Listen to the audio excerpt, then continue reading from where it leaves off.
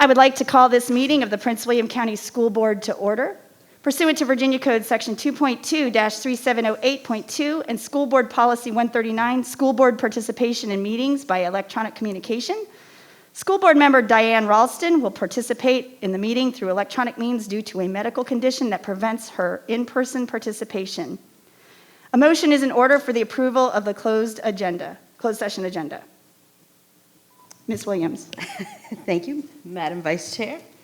I move, let's see, where are we at? Okay, I move that the Prince William County School Board approve the closed session agenda as recommended. Do I have a second? Oh, I'm sorry, Ms. Ms. Lily Jesse, sorry. Seconds? Thank you.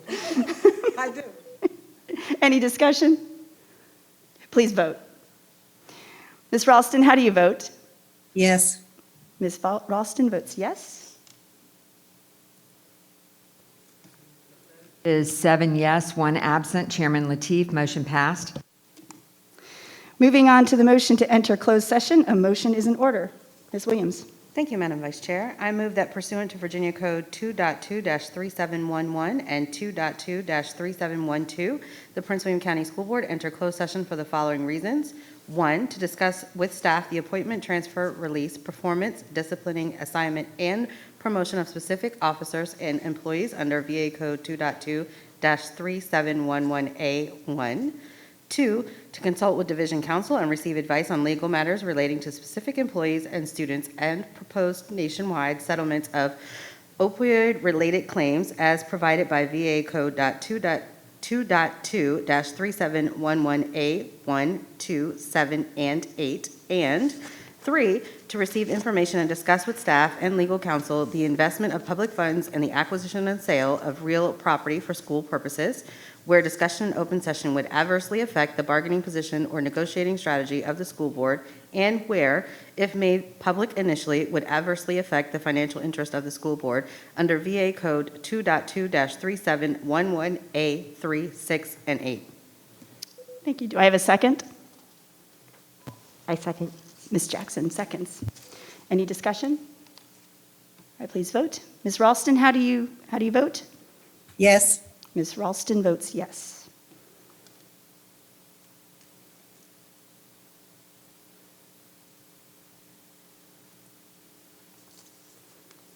And the vote is 7 yes, 1 absent. Chairman Lateef, motion passed. The Prince William County School Board will now enter closed session and return to open session in approximately 1 hour.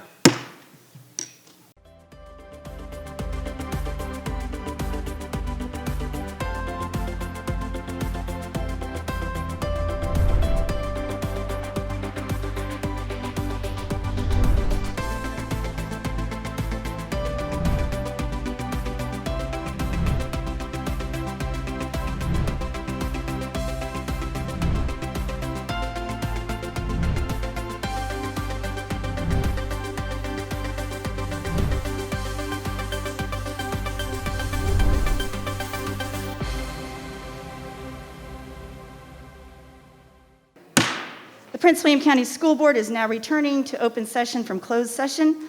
Moving on to closed session certification, a motion is in order. Ms. Williams? Thank you, Madam Chairwoman. I move that pursuant to Virginia Code 2.2-3712, the closed session of Prince William County School Board, oh, sorry, I'm reading the wrong resolution. My fault, out of practice. Number 7. Certification is what I'm supposed to be reading. I move that pursuant to Virginia Code 2.2-3712, the closed session of the Prince William County School Board meeting of December 1st, 2021, be certified by adopting the following resolution. Now, therefore, be it resolved that the Prince William County School Board hereby certifies that, to the best of each member's knowledge, 1, only public business matter lawfully exempted from open meeting requirements were discussed in the closed meeting to which the certification resolution applies, and 2, only such public business matters as were identified in the motion convening the closed meeting were heard and discussed or considered by the school board. Do I have a second? I'll second. Ms. Jesse seconds. Any discussion? And seeing no discussion, please vote. Ms. Ralston, how do you vote? Yes. Ms. Ralston votes yes.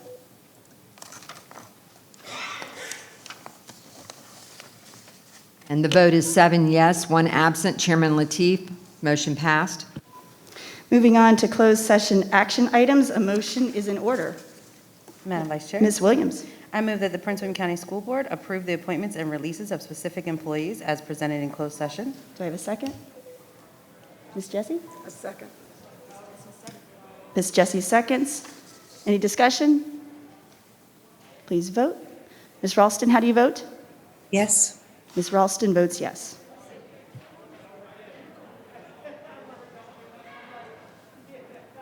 And the vote is 7 yes, 1 absent. Chairman Lateef, motion passed. Good evening. Before we begin, I would like to share that I will be sitting in for Dr. Lateef tonight as he is attending an awards dinner at George Mason University. He is attending this ceremony because George Mason University Schar School of Policy and Government's Regional Elected Leaders Initiative, RELI, has named Dr. Lateef as a recipient of the 2021 Northern Virginia Leadership Award. The RELI's mission is to support, educate, connect, and engage the region's elected officials on significant public policy issues that affect Northern Virginia. Congratulations, Dr. Lateef.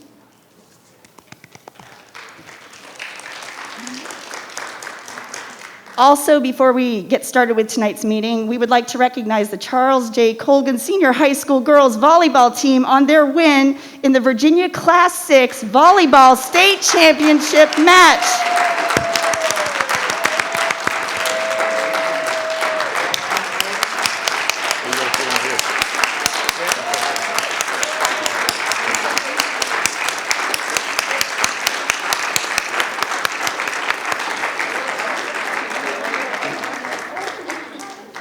Oh my gosh, this is great, you're all here.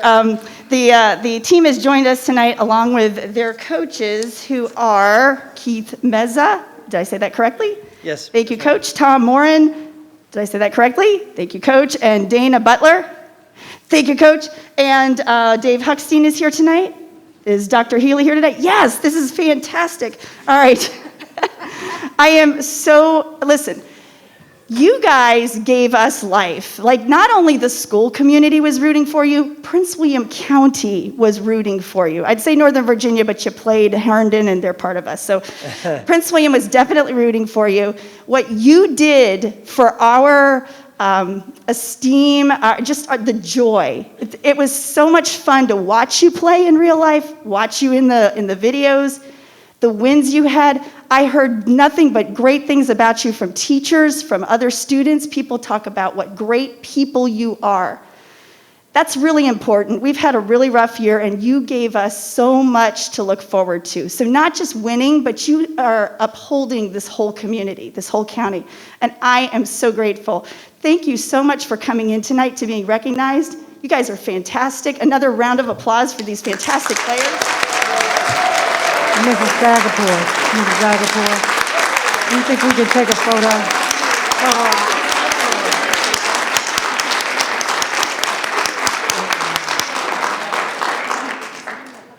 We also want to get a picture with you guys. Do any of the board members want to say anything, Dr. I just McKinney? wanted to know if we can do a photo op with the group. Yeah, Have them certainly. come up. You guys, I'm serious. Like, people on the internet were talking all about your win. This is big. And you're going to go on in life, and you're going to remember this moment. And you are setting a standard for other people to come behind you. It's so fantastic. Congratulations. Thank you. I'm sorry, do any of the coaches want to say anything? Yeah. Yeah. Or administrators? We would just like to thank the school board, Dr. Healy, Mr. Huckstein, for giving us a chance to, as coaches, to coach such wonderful young ladies. They're great volleyball players, but they're even better people. We're very proud to play for Prince William County and for Colgan High School. And we're super excited to bring the first volleyball state championship home to Prince William County since 2003.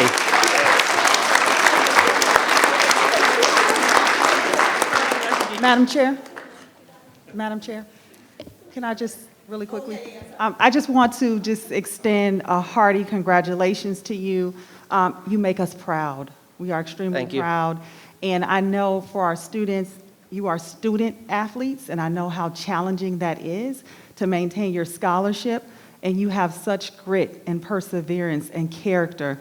And so you represent our entire school division, and we are incredibly proud of each and every one of you. And to our administration, Dr. Healy, and our coaches, we know how hard it is to put in the work to support our young people, and you do it from the heart. And so we want to thank you for your dedication and your service to our children. Would you all like to come up for a picture? And don't forget their parents had to, get them to practice and all this stuff, buy the food, all of that. So Thank you, that's parents.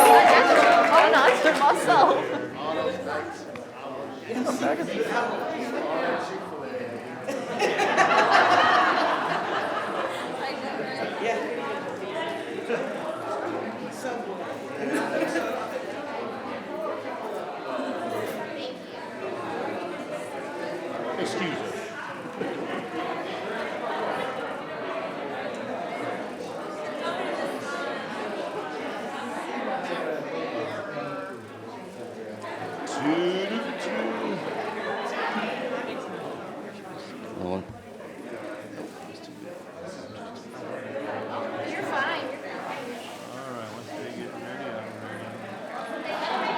All right.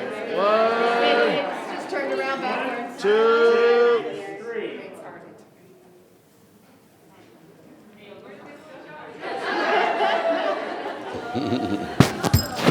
That's my elbow.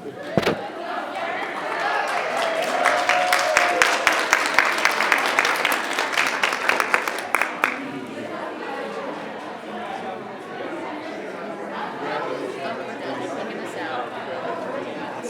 We're in, we're out. We're done.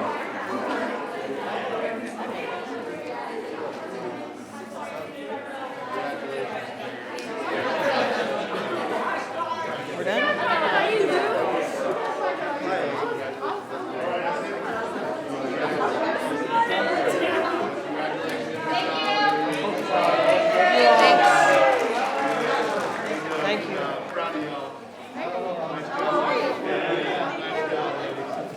Congratulations. Awesome. All right, take care. Yeah, take care, Coach. All right, thank you so much. Oh, that was so joy. That was such joy. All right, I would like to call the meeting of the Prince William County School Board to order. We would like to start with the Pledge of Allegiance. Would you like to lead us tonight? All right, so please stand. I pledge allegiance to the flag of the United States of America and to the republic for which it stands, one nation, under God, indivisible, with liberty and justice for all.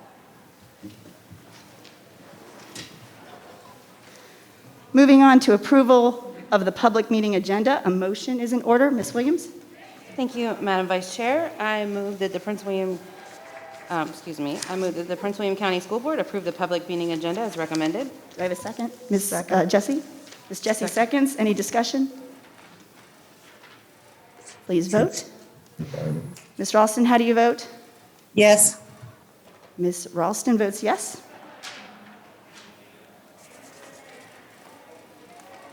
The vote is 7 yes, 1 absent. Chairman Lateef, motion passed. So moving on to citizen comments. What? Whoops, I'm so sorry. Oh, we need an adoption of the consent agenda. A motion is in order. Madam Vice Chair. Ms. Williams? Thank you. I move that the Prince William County School Board approve the public meeting consent agenda as recommended. Do I have a second? Second. Ms. Jessie seconds. Any discussion? Please vote. Ms. Ralston, how do you vote? Yes. Ms. Ralston votes yes.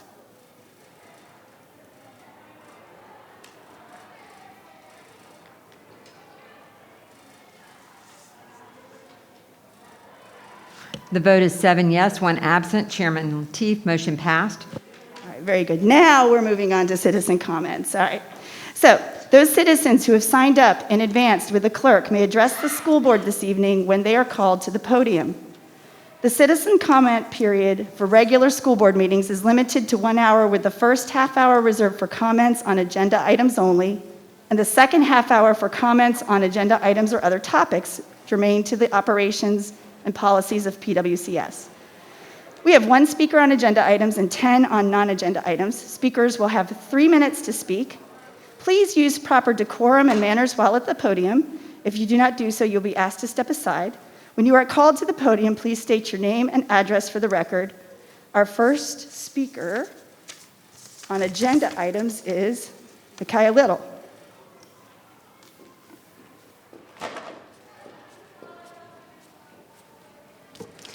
Good evening, Vice Chairwoman and members of the Prince William County School Board. My name is Makia Little, and my address is on file with the clerk. Previously, I have stood before you as a parent of 3 Prince William County students.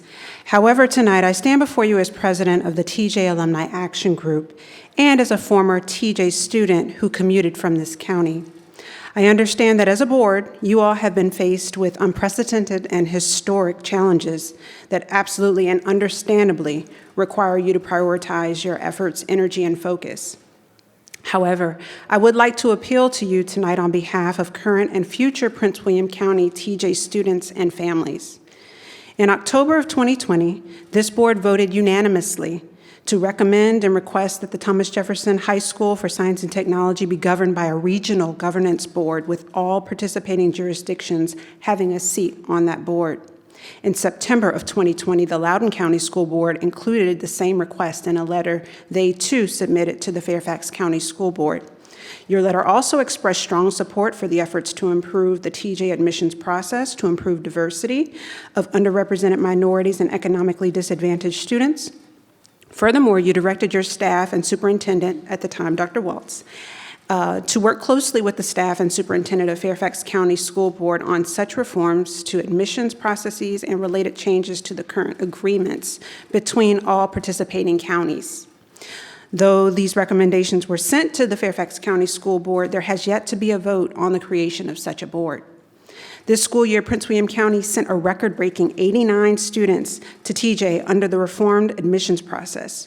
Recent talk of efforts to undo this historic reform has made the regional governance board all the more important and urgent to ensure the interests of Prince William County TJ families, students, and potential future students aren't excluded from important policy, outreach, and resource discussions.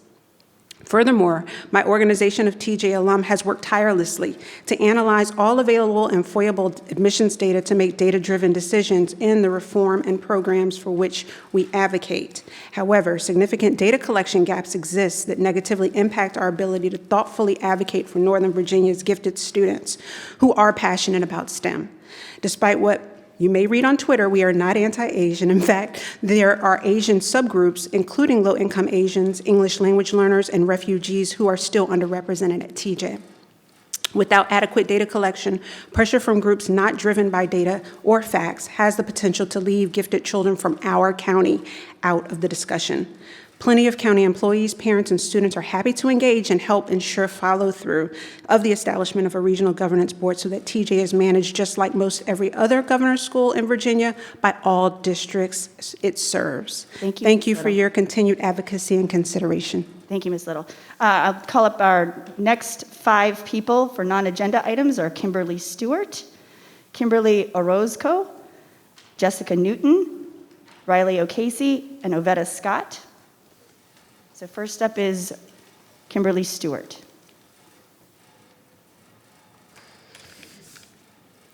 Good evening. My name is Kimberly Stewart, and my address is on file. There will be no COVID 0, no Delta 0, and no variance 0.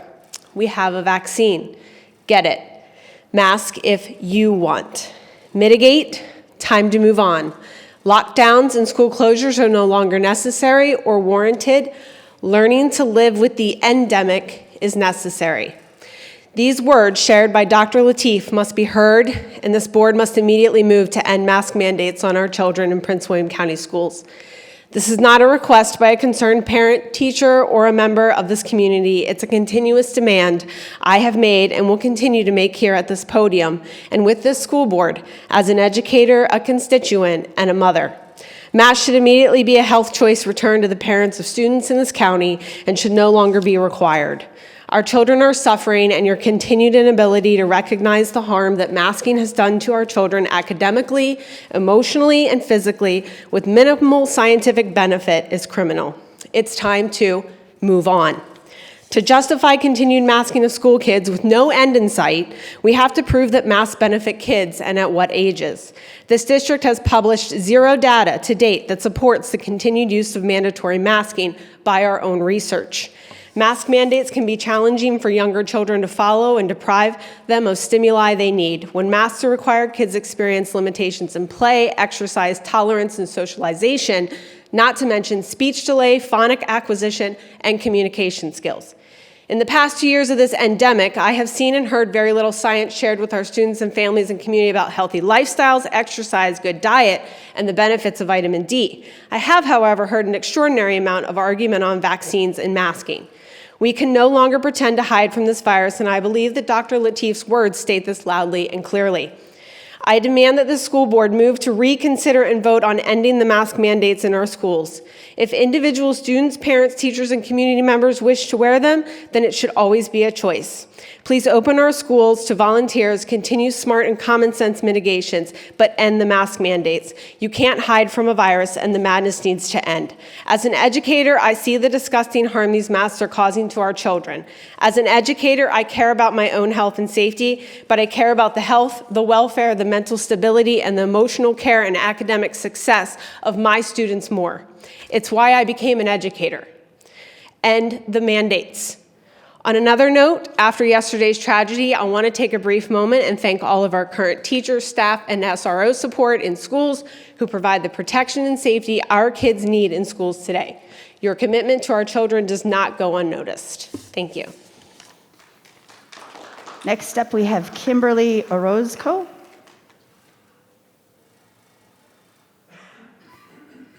Ms. Orozco? All right, moving on, we have Ms. Jessica Newton.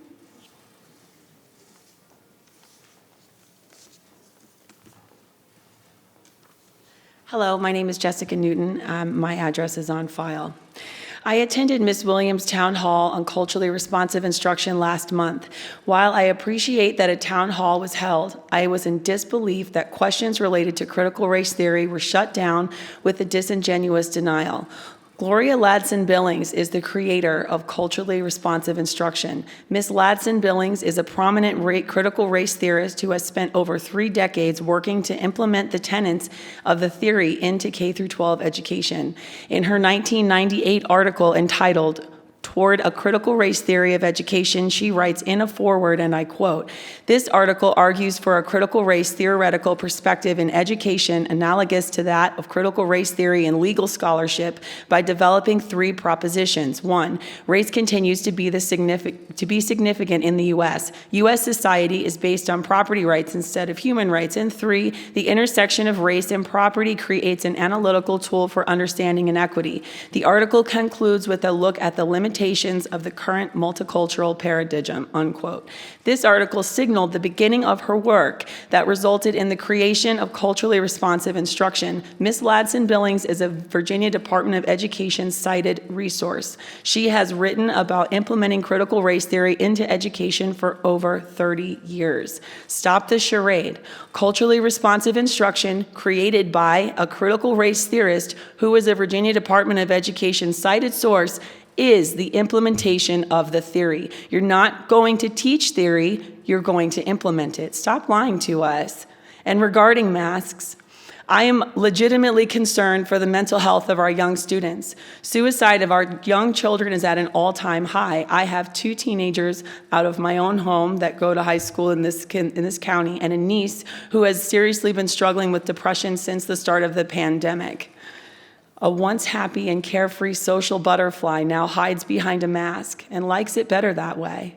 This isn't healthy, and it's stunting social development. I've seen more conversations about adding additional mental health resources in our schools to try and help, and while I agree with that sentiment, what good does it do if the people tasked to keep an eye out can't tell if that kid is happy or sad? Take the masks off our children. Take the masks off our teachers. We need to see their faces to know if they are okay, among many other important things. As Babar Latif put it on Twitter this week, it's time to move on. Thank you. Riley O'Casey. And then Ovetta Scott. After Ovetta, we have Angela Stouffer, Richard Jesse, Shannon Garrity, Wendy Marr, and Kristen Gladhill. So Riley O'Casey. Good evening, it's not in my thing I was all messed up. Good evening, Mrs. Zargapur, board members, Dr. McDade. My name is Riley O'Casey. I'm a middle school civics teacher in the county, and my address is on file.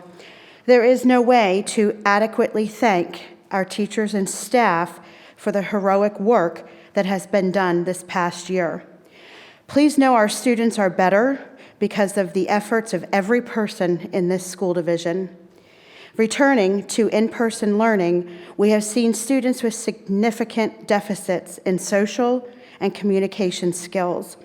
Students who had little or no support from home during online learning have marked gaps in learning.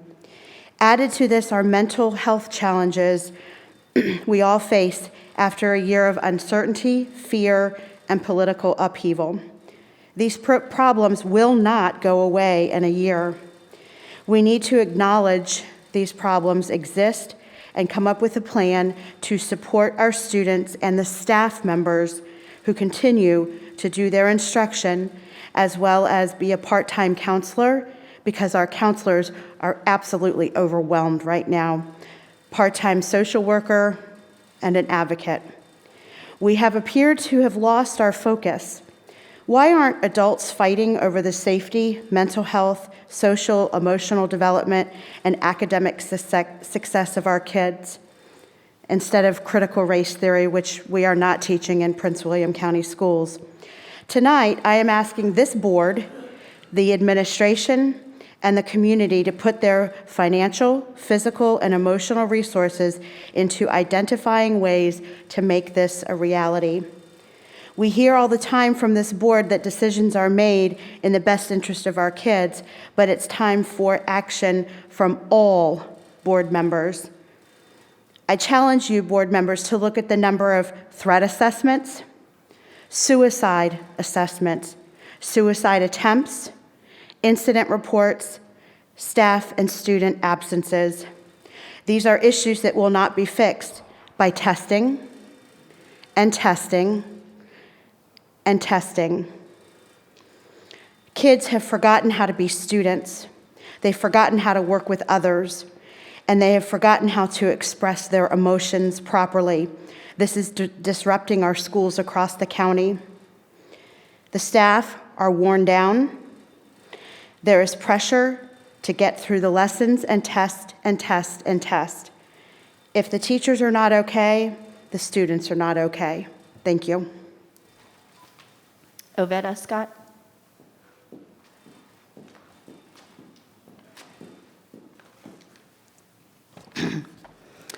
Good evening, ladies and gentlemen of the board, Madam Chair. Dr. Mayday, my name is Ovetta Scott, and my address is on file with the clerk. I know that the superintendent is going to present a 5-year plan for the county, but I don't understand why there wasn't a 2-year recovery plan instead. My words tonight are not intended to be disrespectful by any means, but I would like to share some shortcomings since our role is education and the care of children. At the beginning of this year in a presentation, it was revealed that the government has given recovery funds to address the impact that the pandemic has had on education. So this was the perfect opportunity to change our model to address the needs of our students who are 2 years behind academically and their mental health concerns. Last fall, each student was given a laptop with access to the World Wide Web, and YouTube. They had a crash course in learning Canvas and other computer applications. They were given an Office 365 account, all with limited training and understanding on how to use it. This fall, a growth assessment was administered. It revealed for my math students that only 16% are operating on grade level. With this data, how do I get the other 84% on track? The answer was high dosage tutoring. I am attempting this high dosage tutoring with Saturday school, but only 20 of the 50 targeted students has attended. Let's talk about free lunch. Sometimes free ain't always good. On certain days, the free lunch choices are horrible. And at some schools, if you have last lunch, there are limited choices or no food. So no wonder students are calling DoorDash. When the bus doesn't arrive, my students walk to school. Due to time, I won't share on the awful behaviors of some students who are preventing the learning of others.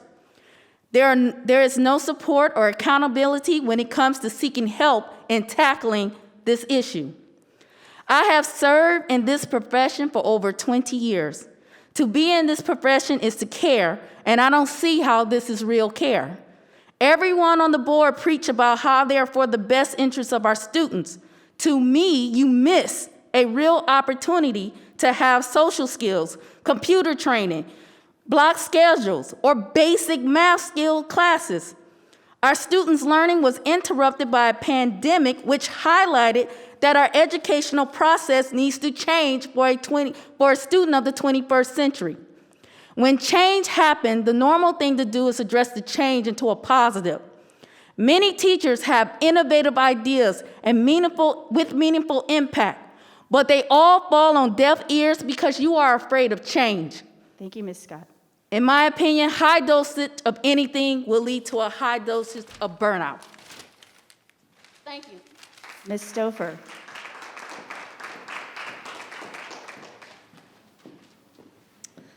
Good evening, board members and Superintendent McDade.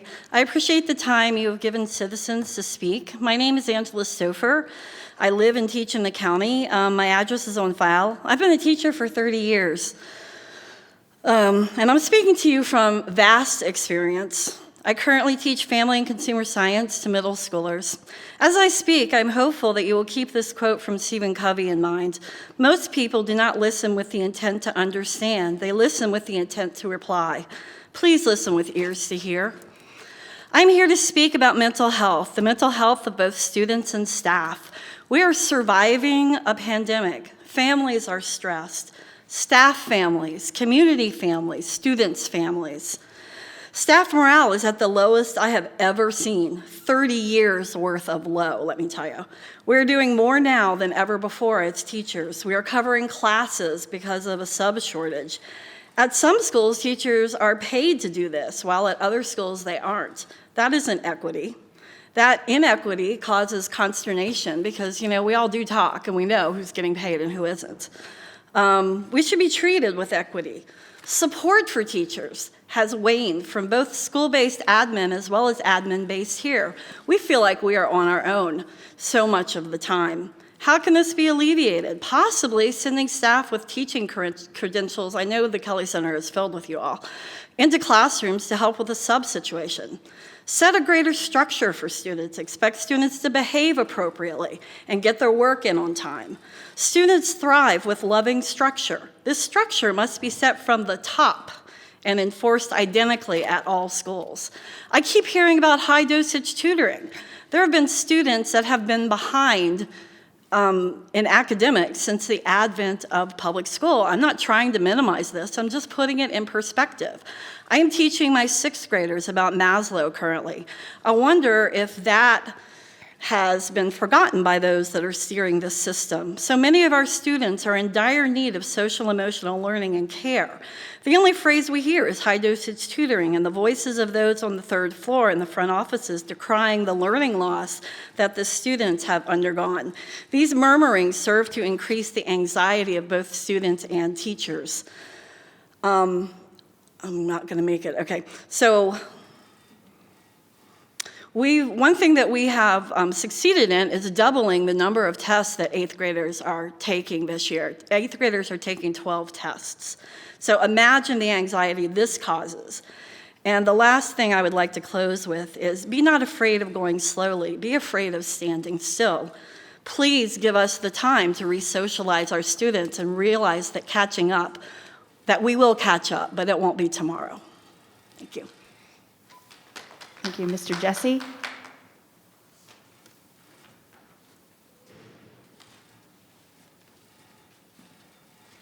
Good evening, Madam Chair, Dr. McDade, and members of the board. My name is Richard Jesse. My address is on file. I haven't heard anyone mention it today, but you know, we had a student in Prince William County who is dead because of COVID virus. And when we say that we don't want masks, we don't want this, we don't want that, I don't know where the student got the virus from, but it is dead. So some of these things we're complaining about is nothing compared to a dead student. I believe the majority, I believe in citizen time. I believe in people coming to the board on repetitively and talking. So I encourage that and I believe in that. I don't always agree with that. We agree with the person. The majority of citizens speaking on multiple occasions about mask wearing, mandates, and CRT are emboldened by the following. There's a national movement to replace school board members with people that on a certain bent. The winning of the Virginia governors, lieutenant governors, and attorney general race emboldened people here in Virginia to think that we're going to shift drastically. There's a lack of pushback from the other side on the decisions and what these people want. Consequently, they believe they can threaten members of the boards with losing their seats in 2 years unless they support their causes. However, please be aware that you are not the majority of parents in this county and the citizen in Prince William County. You are not even close to the majority in a position to feel such a privilege. Even in Loudoun County, when listening to the news, one would believe that those citizens making all the noise and fuss at the school board were the majority. But I remind you that Loudoun County, the statewide, Youngkin lost by 11 points. So they are not the majority there. I also like to remind you that in Prince William County, the Republican membership there statewide lost by 15 points here. The majority of citizens in this county are silent, and I encourage them to start coming to the board meeting, speaking up, and standing up, because I do not believe that the majority of the speakers represent this county. Thank you.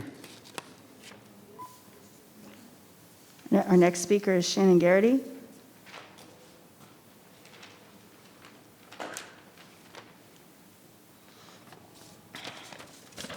My name is Shannon Garrity. My address is on file. Good evening, Dr. McDade, school board, and Madam Chair. I spoke to you a few weeks ago about the need to bring flex back to interested high schools. I'm blown away by the speed that you accomplished this request. In my 18 years in Prince William County schools, I've never seen such efficiency. No study groups, committees, or town halls were required. We asked for help, and you immediately helped. Thank you, and keep that up. I would also like to thank the following teachers for spending time talking to school board members about the importance of flex and its structure. Allison Young, Emily Hunt, Kristen Hansen, and Tabitha Zarkowsis from Forest Park High School. It's a start. Have a well-deserved break, and thanks again. Our next speaker is Wendy Marr.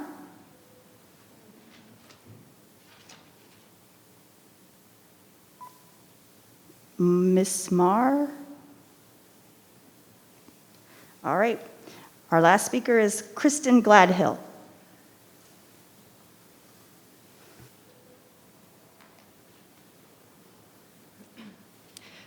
Good evening, everyone. I'm Kristen Gladhill. My address is on file. I just want to quickly echo what Kimberly Stewart said. I am also another parent who is very not for masking my 3- and 5-year-old in school.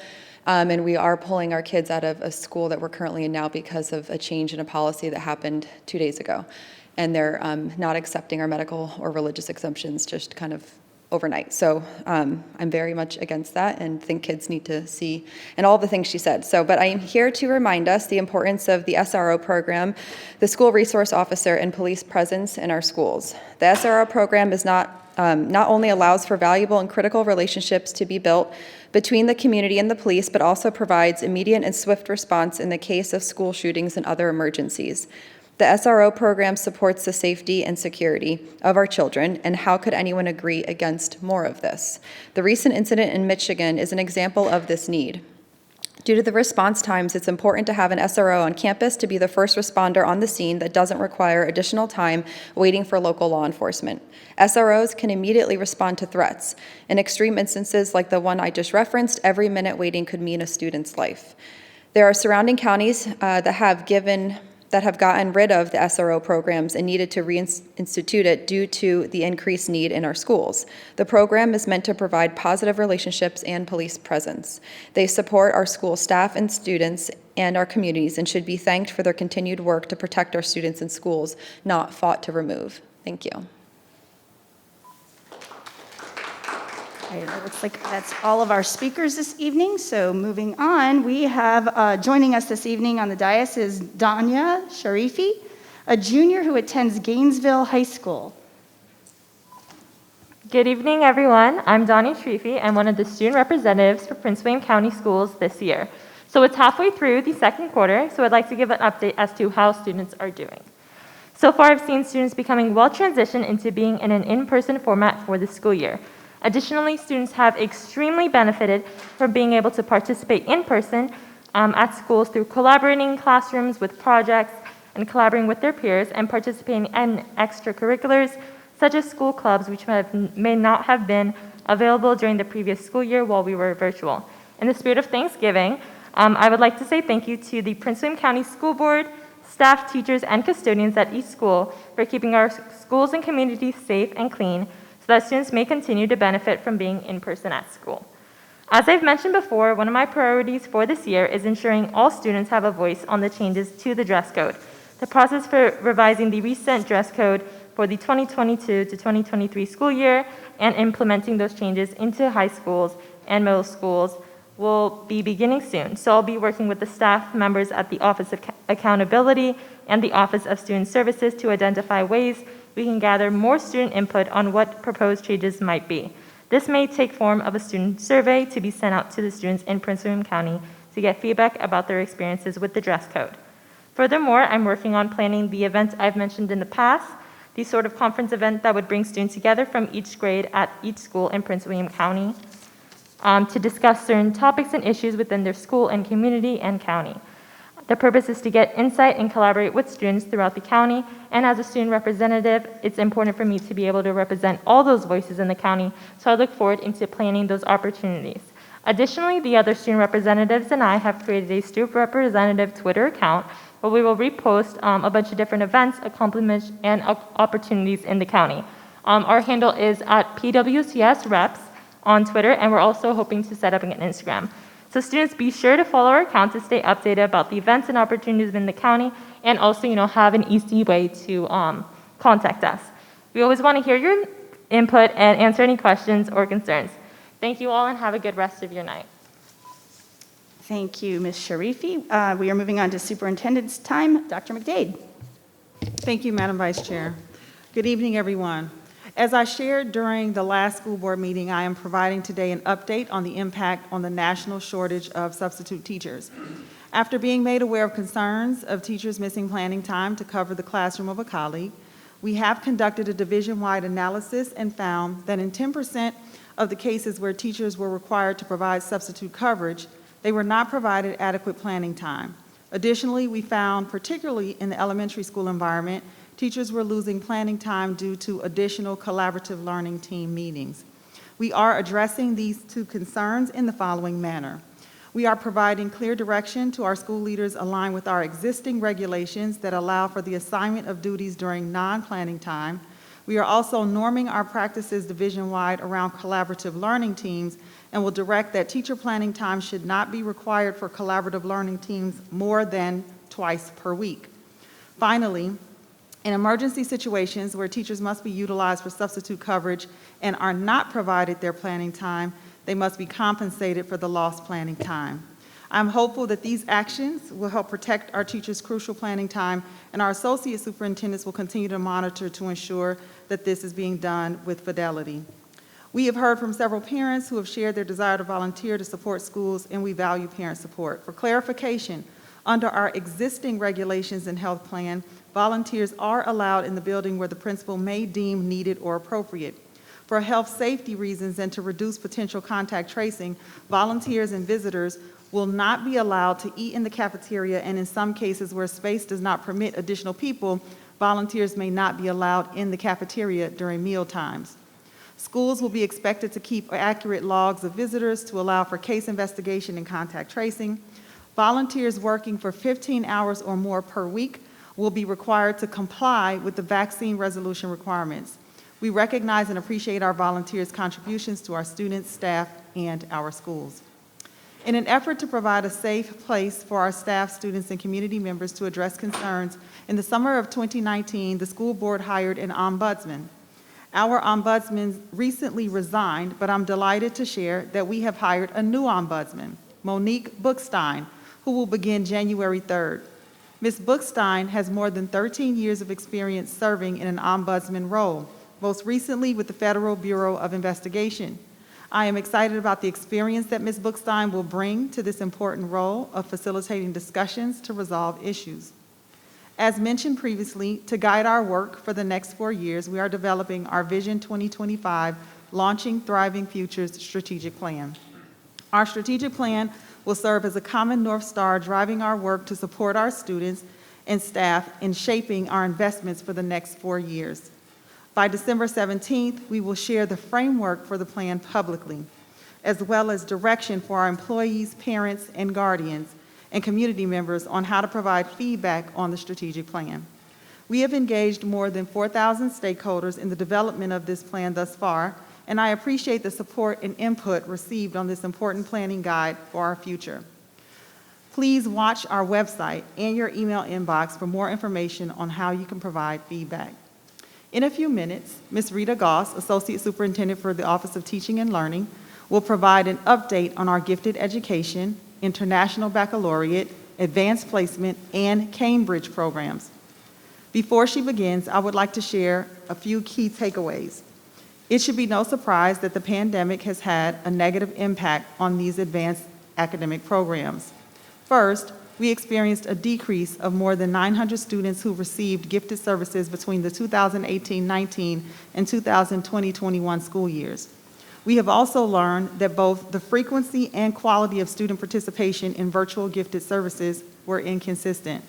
The virtual learning environment was also challenging for students in advanced courses. Ms. Goss and members of the Teaching and Learning team will also share strategies to be used to help mitigate the impact of the pandemic has had on students participating in these advanced courses. Thank you, Madam Vice Chair. This concludes the superintendent's report. Thank you, Dr. McDade.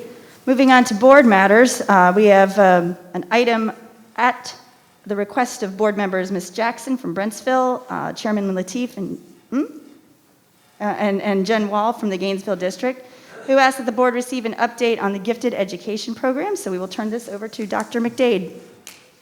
Thank you. Ms. Rita Goss will be presenting on the gifted programs this evening. Yes, good evening.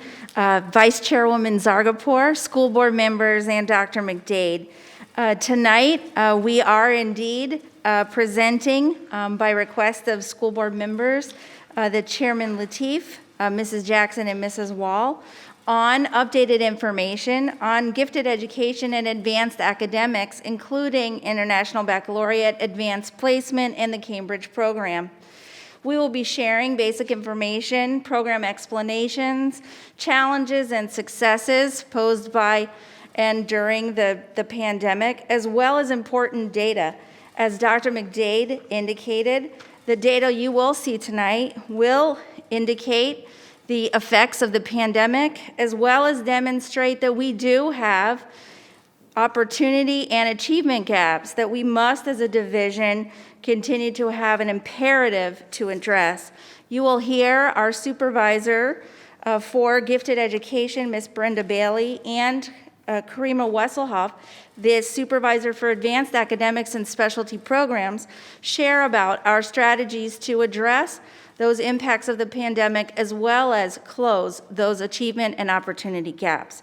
At this time, I want to invite Brenda Bailey, the Supervisor for Gifted Education, to come to the podium.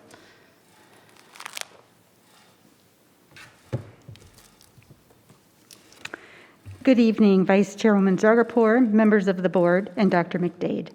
It's my pleasure to share an update on the Gifted Education Program.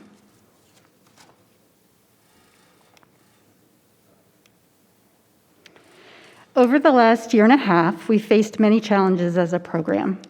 We experienced a decrease in enrollment due to our inability to identify students between March and August of 2020 while schools were closed. Even when schools reopened the following year, many families were not comfortable bringing their students in for testing. While we offered virtual gifted services, student participation was inconsistent. And just like other learners, gaps may exist for gifted students due to lack of exposure to some content standards during the pandemic. Despite the obstacles and challenges during the pandemic, I'm proud to report that we also had successes over the last year and a half. Our gifted education staff rose to the occasion, and our program grew and evolved in ways I could have never imagined. Virtual identification procedures, developed and implemented out of necessity, improved our process and became standard practice. For example, teachers, administrators, and counselors no longer need to be pulled from their schools to participate in our division-wide gifted identification and placement committee meetings. They can now participate virtually. Because we were able to reinvent our identification process, over 2,000 new students were placed in the gifted program last year. Universal screening was available to both hybrid and virtual-only students with the option to postpone testing until this fall. Gifted services continued during the pandemic in a virtual format, then transitioned to a concurrent model as students returned to in-person learning. Finally, collaboration between gifted teachers and classroom teachers increased due to the flexibility of the virtual schedule on Mondays. Now let's look at our current program participation and how it relates to our strategic goal of increasing participation of minority, economically disadvantaged, English learners, and special education students. The chart you see was included in the 2021 Gifted Education Advisory Committee report. Division enrollment is in blue, gifted enrollment is in orange, and 5 years of data is displayed. As you can see, the percentage of minority, economically disadvantaged, and special education students in gifted education increased over the last 5 years. The participation of English language learners in gifted education has decreased over the last 5 years. In this slide, we look more closely at our program goal to have the demographic composition of the gifted program mirror the demographic composition of the division. It's clear that we have a lot of work to do.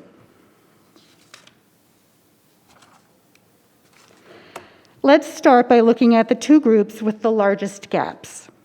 On your left, you see enrollment data for African American students in Prince William County.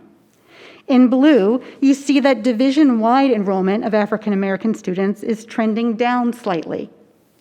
In orange, you see that gifted enrollment of African American students is trending upward. In 2015-16, the gap was 8.1 percentage points. Last year, the gap was reduced to 5.8 percentage points. We're making progress even during the pandemic. On the right, you see enrollment data for Hispanic students. While we are seeing increases in participation in gifted education in orange, it's not keeping up with the pace of division-wide increases in enrollment of Hispanic students in blue. So what are we currently doing to close these gaps? We're focusing on 4 main strategies grounded in research in the field of gifted education. Starting with number 1, universal screening. Universal screening provides every student with an opportunity for their potential to be identified. In Prince William County Schools, we administer universal testing at 4 grade levels. Why so many? Because we have a highly mobile community in Prince William County. Testing at the elementary, middle, and high school level allows us to catch students who haven't had the opportunity to be screened before. We also know that intelligence can grow and develop over time, so it makes sense to look at students at multiple points in their school career. The Naglieri Nonverbal Ability Test, or NNAT, is a 30-minute nonverbal measure of general ability administered online. It's culturally and linguistically neutral because there are no words on this test. The problems are comprised of shapes and patterns. The COGAT also has a nonverbal component. In addition, it measures verbal and quantitative ability. We know we have to change misconceptions around giftedness and how it manifests itself differently in students who are culturally and linguistically diverse, economically disadvantaged, English learners, or twice exceptional. That's why our second strategy is professional development. All gifted resource teachers were trained on the varied faces of giftedness and provided with a turnkey presentation to use this year in their schools. The presentation focuses on broadening traditional definitions of giftedness and building teacher capacity to spot signs of talent and potential in diverse populations. For example, we know that rapid acquisition of language is a characteristic to look for in our English learners. I actually did a quick survey of gifted teachers this morning, and the presentation has already been delivered or been scheduled to be delivered in 29 of our schools. One teacher even reported that 15 new referrals came out of her training. Our third strategy is community outreach. We're actively looking for opportunities to connect with our families, to share information about the gifted education program and the identification process. We've partnered with Title I, special education, English learner programs, translation services, and community groups to make information available and accessible to all families. In fact, gifted education is the topic for the next virtual family engagement series on January 11th. Based on feedback from Mrs. Williams about our brochure, we created a new Gifted at a Glance resource for parents that includes look-fors at home. Thank you, Mrs. Williams, for that suggestion. We've received many positive comments from parents.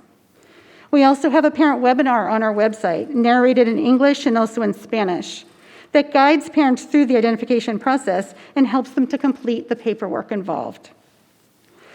The next slide shows a few pictures from some pre-pandemic community outreach events. Believing that giftedness can be found in all students, I'm excited to share our fourth strategy, early exposure to enriching opportunities. All students in kindergarten through second grade participate in enrichment lessons taught by the gifted resource teacher. These lessons focus on nurturing and developing critical, creative, and problem-solving skills. Many of the lessons incorporate hands-on, inquiry-based tasks, which can elicit non-traditional characteristics of giftedness, such as strong visual spatial thinking, perseverance, and inventiveness. The classroom teacher becomes a talent scout during these push-in lessons, observing and interacting with her students in a different way. 4 years ago, we began the Early Talent Development Program as an alternate pathway to gifted identification. Students in grades kindergarten through second grade are recommended based on strengths and potential giftedness.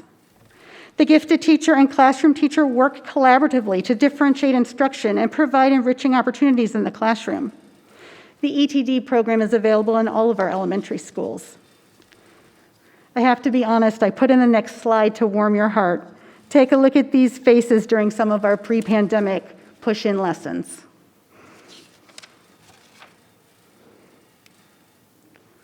We'll now transition to the gifted identification process.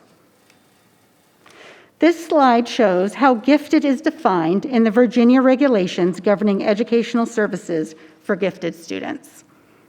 I'll give you a few seconds to read it.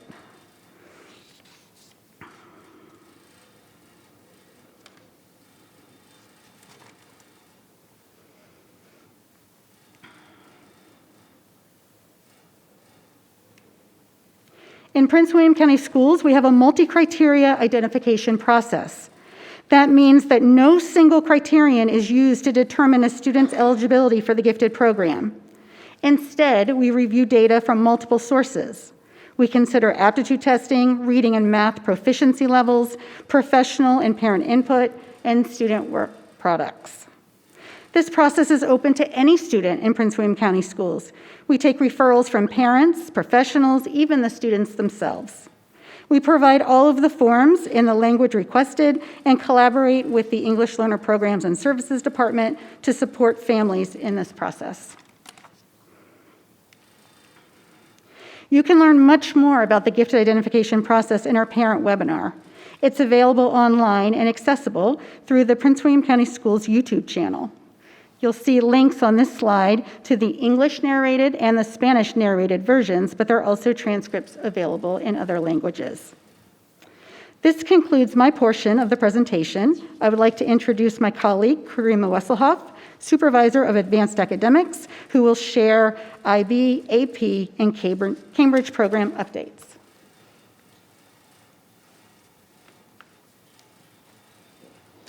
Good evening, Vice Chairman Zargapur, members of the board, and Dr. McDade. It is my pleasure to share an update on advanced academic programs. Prince William County School offers advanced academics in 3 major areas: advanced placement courses, Cambridge International courses, and international baccalaureate courses. All advanced academic courses are available for all high school students, including students who are gifted, English language learners, or those who receive special education services. The Advanced Placement Program, otherwise known as AP, offers college-level curricula and examinations to high school students. Students who receive passing scores may be granted college credit. Students are given an external examination at the end of the AP course, and they're offered in all 13 of our high schools. The Cambridge International Program, otherwise known as Cambridge, offers an international pre-university curriculum and examination system. Students take courses as IGSE or ACE level courses, and I'll explain that on a later slide. And they also have external assessments at the ACE level. Like AP students, they receive passing scores on these exams, and they may be granted college credit.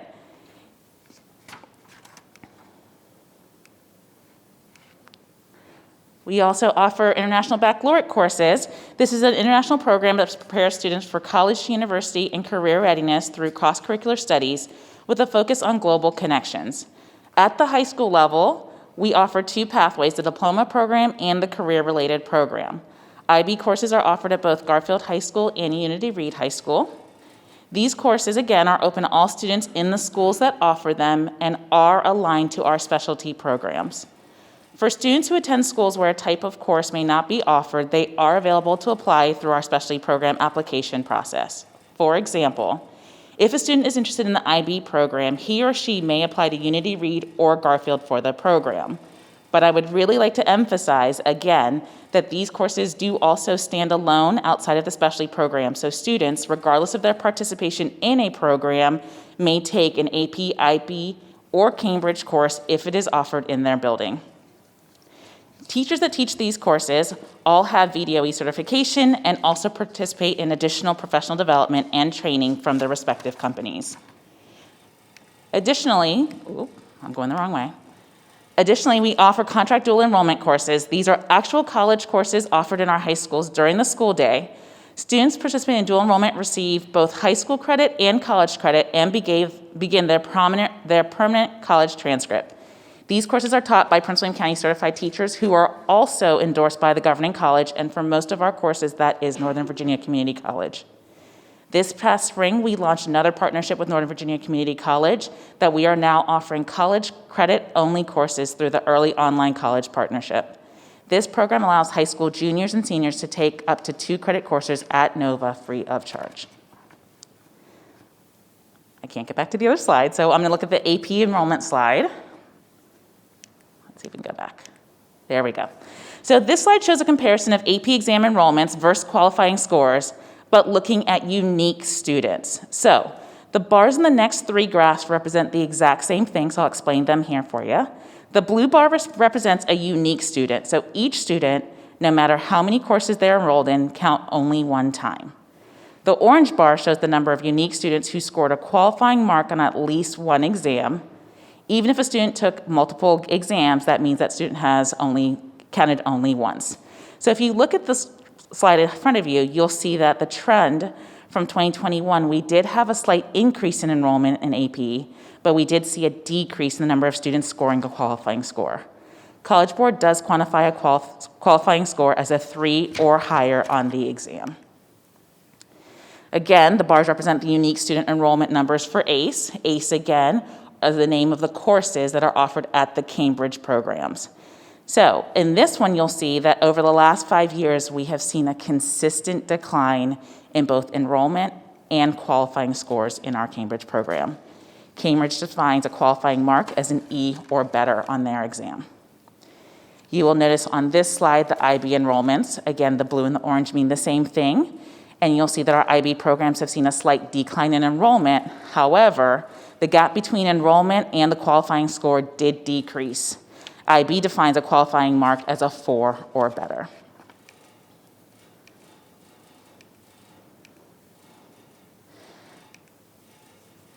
As you've seen me talk about, we are seeing a change in our enrollment in advanced courses. We know that there are many struggles in the years of the pandemic.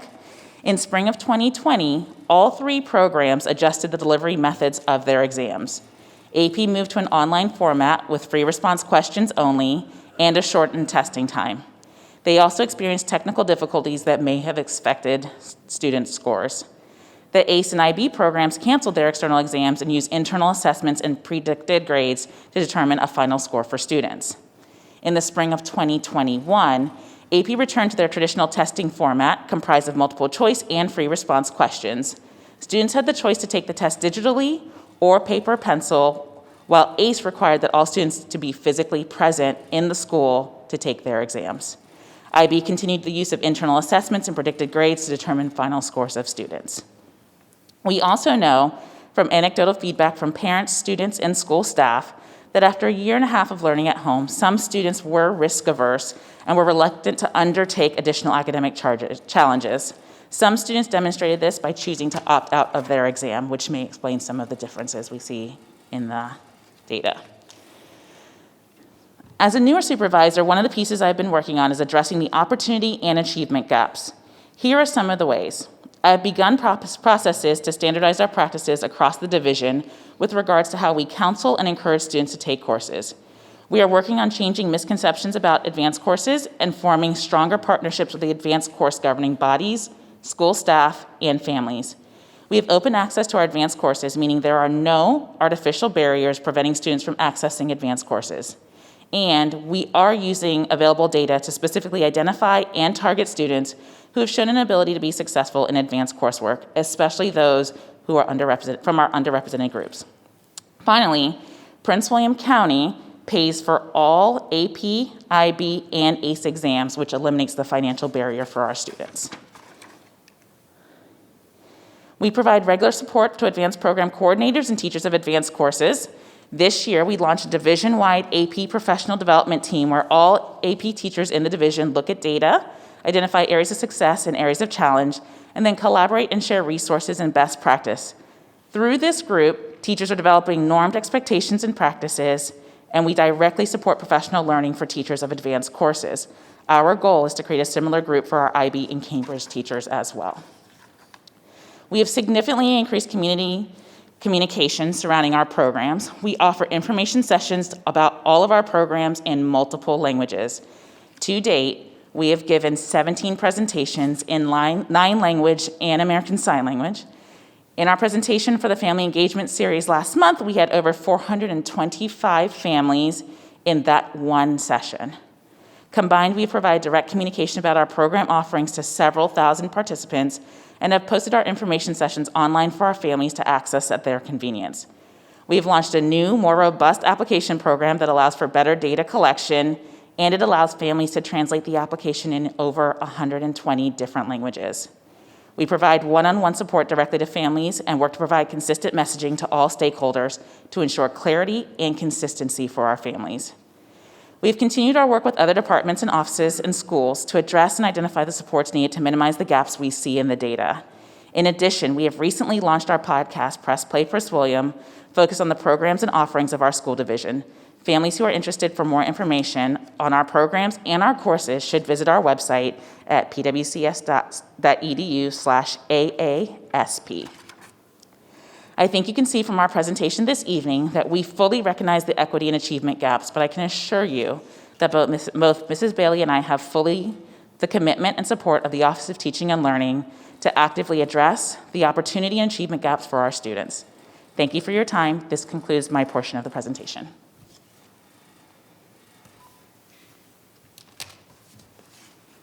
Thank you. Do we have any questions from board members? Ms. Jessie?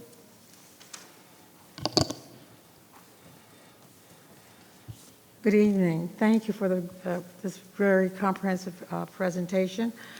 I want to also thank Dr. McDade and her briefing. We had a briefing, and a lot of my questions were answered then. There are a couple of things that I just wanted to review and just bring to public attention with some of my concerns. On slide 7, could you bring that up?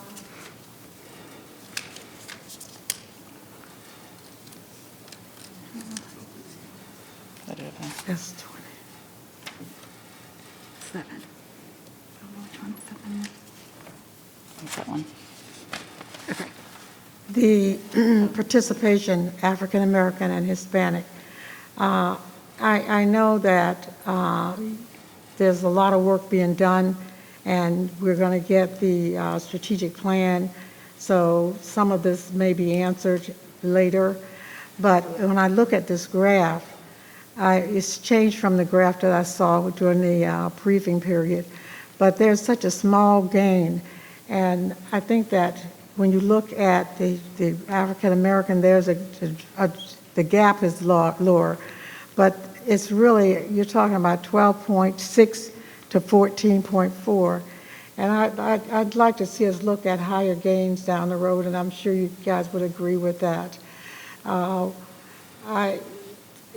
I believe and I know that the research supports that African American kids and Hispanic kids are underrepresented, and that I call it the potential gap because there's so much potential.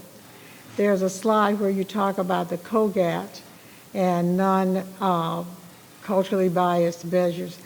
And I asked the question, do you guys look at the nonverbal, if there's a skew in the data, especially with the students' ELL kids, because some of the nonverbal situations, you can find a lot more kids who are gifted if you look at that particular measure.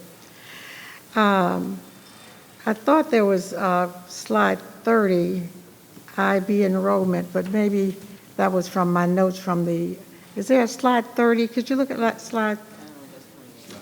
Is it 28? We did streamline some of the presentations streamlined it, okay. Just for time's sake. Okay. I think I read the notes that were sent to me today, and it says that the IB enrollment improved and the other enrollments did not. And at the time, there was not an answer, but I noticed that today you gave us 2 answers of why that's happening. So I don't have that question. Parental involvement.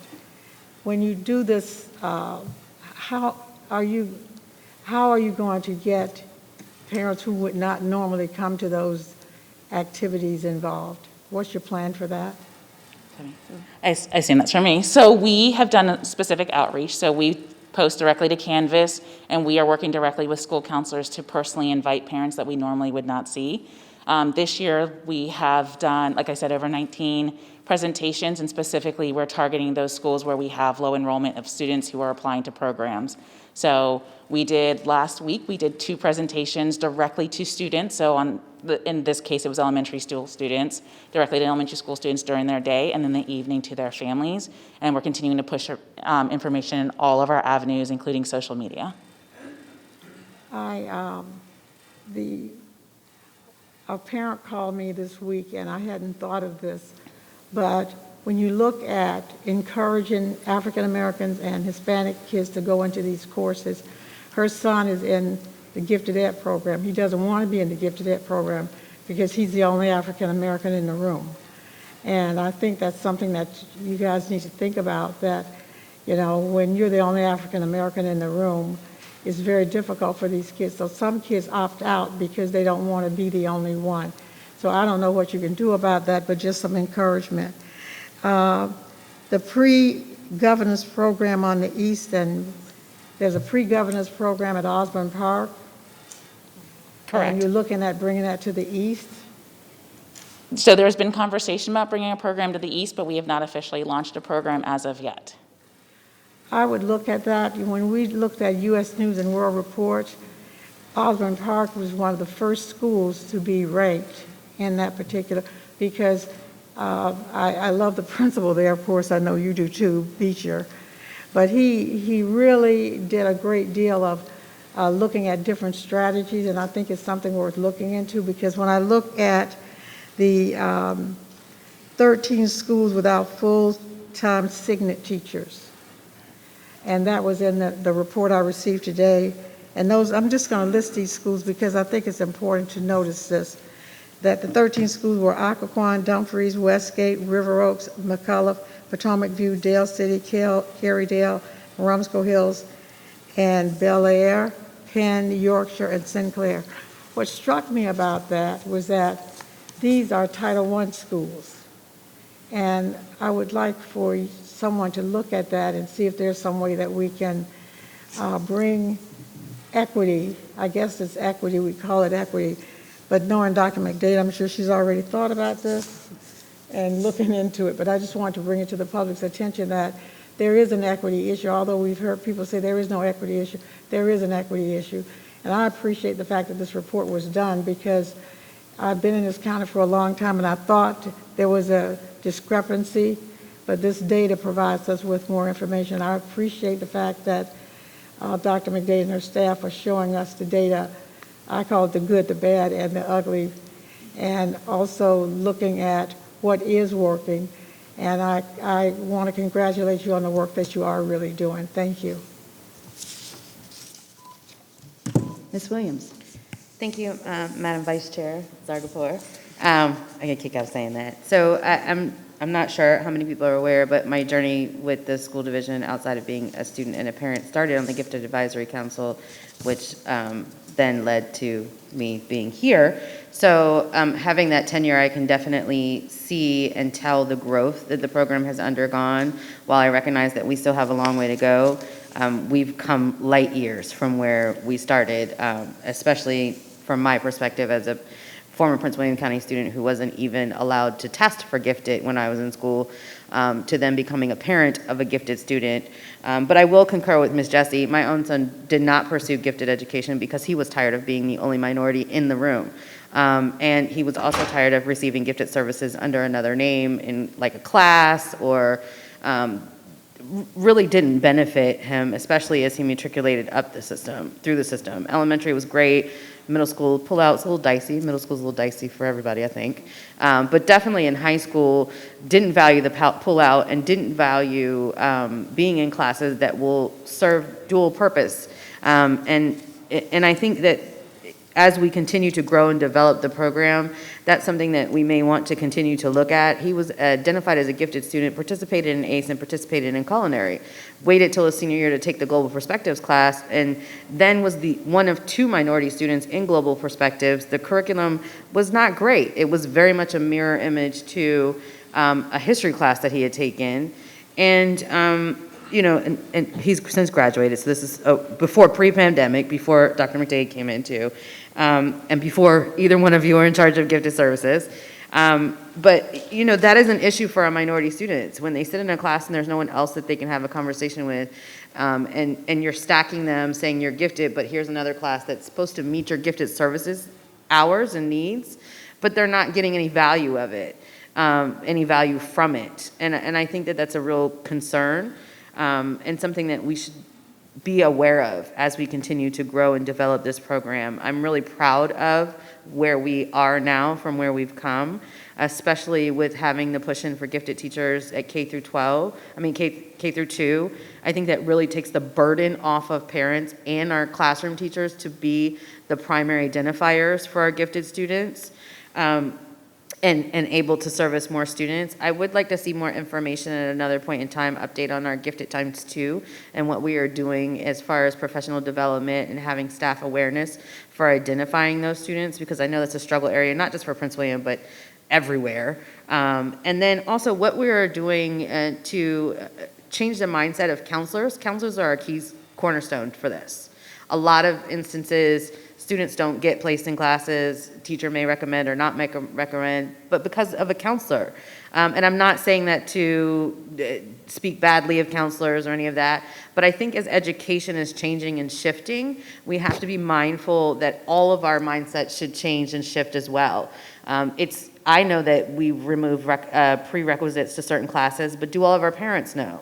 Is that something our counselors are informing not only our students, but our parents, right? Because if I look at a course catalog and I see this class, I go, that might be too challenging. Or counselors who ask especially our minority students, because I know this has happened in the past, to take less AP courses or less advanced courses. And I know we don't like to talk about that, but it's true.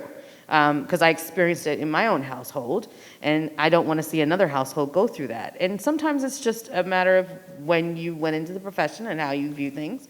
In some cases, we'll just leave it up to speculation, but it shouldn't happen. And I'd also like to know what we're going to be doing in the future. If schools, individual schools will set up sort of programmatics or clubs for these students to provide extra support or allow the students to do that themselves.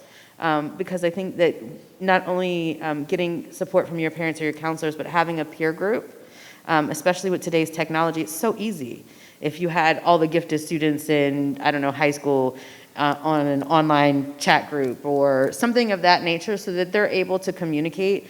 They do so now across high schools, especially when it comes to other clubs and organizations, and I think that that may also help them feel included, right? Because a lot of gifted students feel isolated because they're participating in a specialty program, because they're labeled gifted.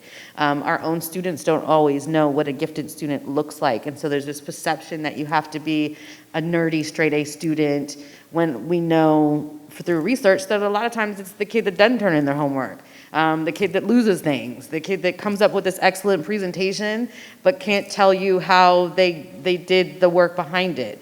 So I think as we grow, I'd like to see a little bit more of that. I have to thank you from the bottom of my heart, because I have been begging for years to have a component for parents to be able to identify what that student looks like. I cannot tell you how many parents have told me their child is not gifted because they don't have a 3.0. And that was the only way that they knew to identify a gifted student. We have done such a great job about promoting the program, and I'm so thankful that now we're doing a good job, or starting to do a good job, of educating not only our own staff, but our parents on what a gifted student looks like so they can help their student at home, because that's a missing component. I know for myself, when I had a gifted student, my oldest son was selected as gifted. I went to a conference and then learned more ways to help him, but also that I had some of the characteristics that he had that I didn't realize. And I think that happens a lot in our households, right? Because our kids often mirror us. So that's another great way to provide support. I'm appreciative that we have a podcast now. I know I'm taking a lot of time, but this is just really light years ahead. It's great. Our kids young people are all about podcasts. Some of our teachers are doing podcasts. So I think it's great that we're moving and trending in the right direction as far as utilizing the technology that's available to us. I would also like to know if we could do a good job about reminding families, maybe throwing it in a newsletter, or sometimes when we have announcements, that these things are recorded, because we're in a culture, we're coming out of a culture, I should say, where if you didn't make the meeting, then you just forget about it and assume the information is not there. And that's sort of how we used to operate pre-pandemic. And I think it may be helpful if we could remind our families sometimes that, I know you missed this date in Title I, but the recording is here.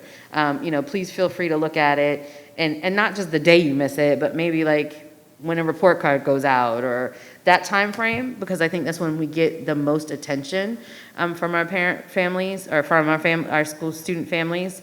And that would be like, as a parent, I'd be, oh, okay, well, I didn't realize, or I forgot that information is available, because we are so large and put out so much.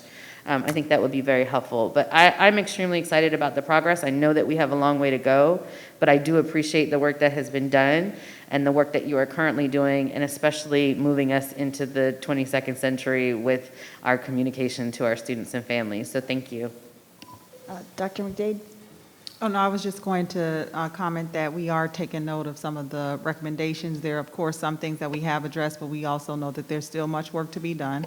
So we're excited about the future of this work, but also you are, providing some really valuable feedback that we're taking note of, and you should expect that we'll continue to bring forward changes as they are made. We have anyone else on the board? Ms. Wall? Thank you, Vice Chairwoman Zargarpur. Thank you for this presentation. It was very interesting and very informative. And I also came to this position on the school board through, among other avenues, the Gifted Resource or the Gifted Advisory Committee. And I really commend all of you in this program and all of the things that you've done. And I've been watching the early talent development from the beginning, and I'm really excited for what it's going to do as we move those students forward, you know, past K through 2, but into like 3rd grade identification and everything else. And I do echo some of the comments that were made about like maybe an additional pre-governor's school similar to that Osborne Park program, which has been awesome.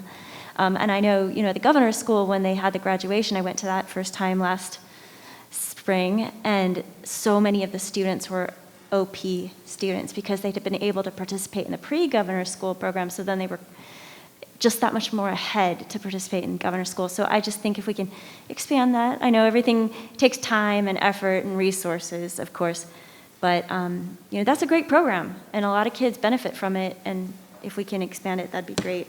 And also, I echo Ms. Williams' comments about whatever we can do to expand the number of gifted resource teachers so that we could get a teacher at every school, because it's a chicken and an egg problem, right? If you have a gifted resource teacher that's focused on a school population and not spread too thin, then they're better able to identify the kids that are there.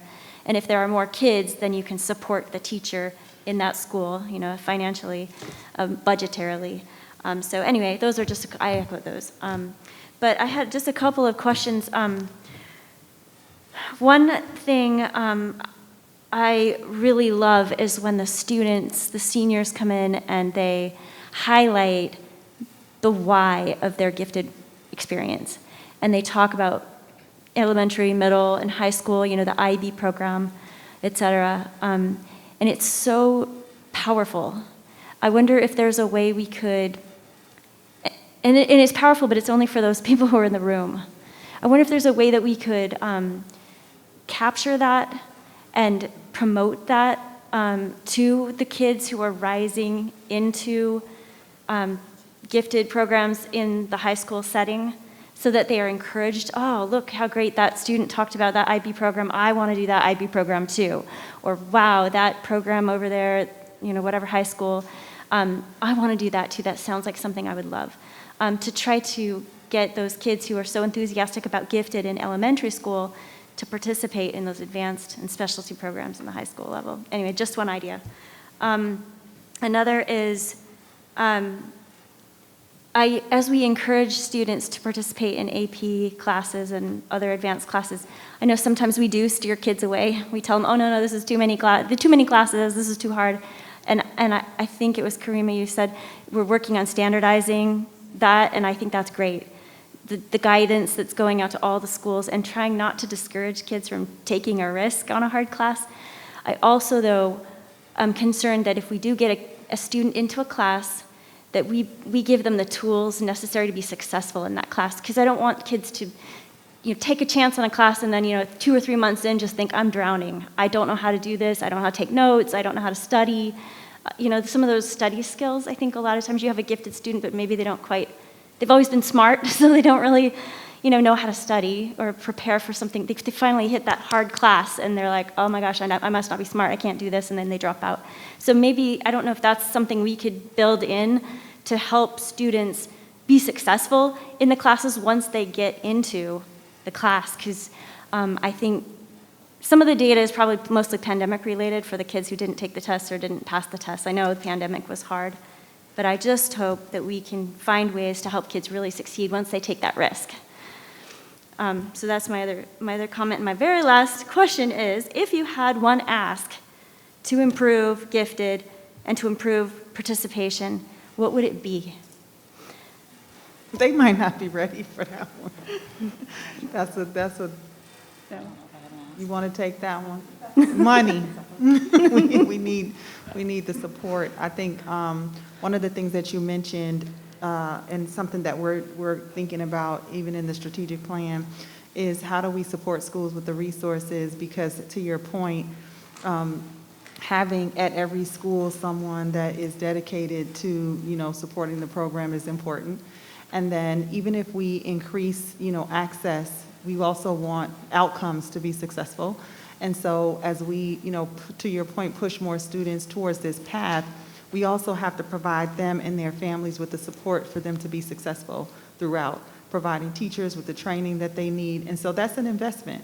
And so there are some significant financial investments that we need to make in order to increase overall access and performance of our students in our schools across the board, whether it be gifted or some of our advanced courses that we're currently offering.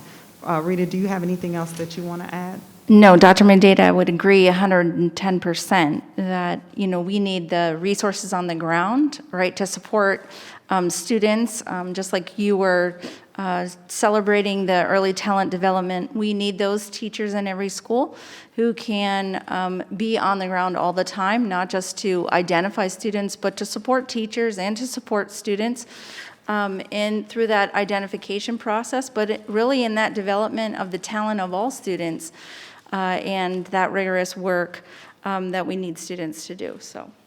And we are identifying within our budget process a phased approach for how we can get there. Okay, thank you. Thanks again. Thank you for all you do and these departments and for these kids. It's really awesome. Ms. Jackson.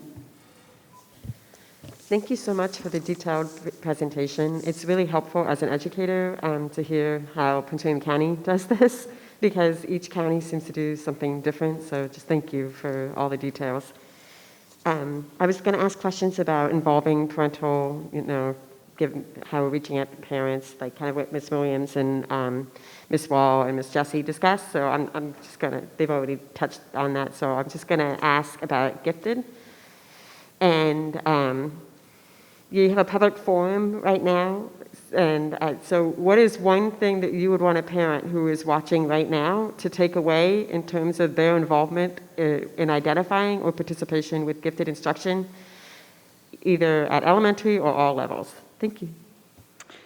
So we have great resources on our website. So I would encourage all parents to go to pwcs.edu and go to the Gifted Education website, where you'll find our Gifted at a Glance document with look-fors at home, information about the referral process, and a webinar to help you navigate that process. It gives assistance in completing the paperwork, the parent report, and it's just overall good information for any parent to be aware of. So that would be my number one recommendation. Check out what we have available in multiple languages on our Gifted Education website. Okay, thank you. And then I have one more point that I just wanted to echo on Ms. Wall's comments about finding ways to encourage students to see the benefits of IB, Cambridge, and AP. That's it. Thank you so much again for the presentation. Do we have any other questions or comments from the board? I'm going to just real briefly, I work in a school in a neighboring district that is an advanced academics school. So it's elementary, starting in 3rd grade. If you are a student who is identified as gifted, you are in a class that is mired in gifted work. You are with peers, well, not 24/7, but for the school day. The work is a little bit more advanced, goes a little bit deeper. I would like to know if we're ever going to look at a model like that. That means that our teachers in my school are not just K6 or K8 or whatever their elementary certification is. They also hold a gifted education certification as well. They also, now Fairfax, well, that's where I work, Fairfax County is also doing an initiative, where they're trying to embed some of the gifted curriculum into the general education curriculum. And that's one of the responses to trying to get a more diverse population of students into places like Thomas Jefferson. So I'm wondering if Prince William is taking a look at anything like that and what we might be expecting. I can't. Go ahead. Oh, I'm sorry. Go ahead, Rita. So what I would say about that exact program that you're describing, we have not clearly had that here, but we are always open to looking at other models and looking at how we can continue to expand our services and look at creative ways of serving our gifted students. The piece that you asked, the follow-up around other ways that we could kind of get folks involved in this effort would really be to, what we're really looking at is what we're already doing, that outreach piece, but really that professional development piece is so important in that effort that you're talking about. It's changing those misconceptions and trying to infuse not just that talent development piece, but always trying to encourage, push students to reach higher for that more rigorous coursework. It does involve counselors, teachers, and our administrators, and changing those mindsets that we have around our students and what they are all capable of doing. And you heard that from Mrs. Bailey tonight. Thank you. Ms. Williams. Thank you. I just have one last comment. If we could also not forget about our virtual students, because I heard you saying something about you pushing into our regular classrooms. I haven't seen anything as a virtual parent, parent of a virtual student, sorry. I can't say, I don't know from your perspective if you start at a certain grade level or not, but I'm just always here to say, please don't forget about the virtual students. I know they're a small portion of our population, but they're still our students as well. So we absolutely have not forgotten about our virtual students. We are actively doing identification, working with proximity to make sure that when there are students who are standing out, that are, the classroom teacher thinks that there might be a need for additional challenge and resources, we are using the identification process to identify them, and we are serving gifted students who are in school virtually. We have Prince William County gifted teachers who are providing those services through Canvas. The tricky piece with the push-in lessons is that proximity works through their own version of Canvas, which our teachers don't have access to. So that part, the pushing in is tricky, but we are identifying students and going through the process with virtual-only students, and we're also serving gifted learners who are virtual-only. Thank you, I appreciate that. Ms. Jessie? I have one other, just a comment on the parent training. I found that many parents do not realize that they can self-referral. The self-referral process is important, and the audience for that needs to be early on. I don't know if back-to-school nights or someplace where you can let parents know.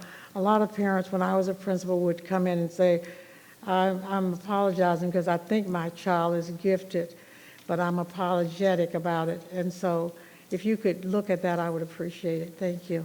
Absolutely, and we agree that that parent referral piece is a piece that we want to keep making sure that we're highlighting to parents that they do have the opportunity to refer their students. And as Mrs. Bailey said, even students can refer themselves.